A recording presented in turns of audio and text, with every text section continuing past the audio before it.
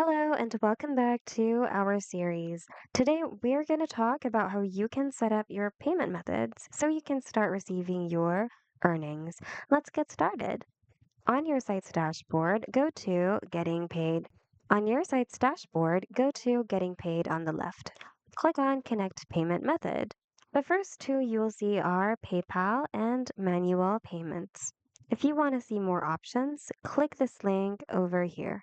Other options include HitPay, Payment Wall, online payments by Sendit, and Dragon Pay. Now take note, each payment method here has a different process or instruction on how you can connect them to Wix. Say, for example, if you choose PayPal, you're going to be asked to follow the instructions here. While for manual payments, you're just going to have to select your preferred payment type and input the instructions on how your customers should pay you.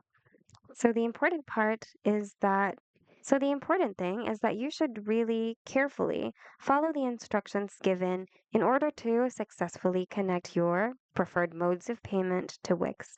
You can also add as many modes of payment as you need to. And basically, that's it. Hope this video was helpful. If it was, hit the like button and subscribe for more Wix tutorials. Thanks so much for watching, and we hope to see you guys in the next video.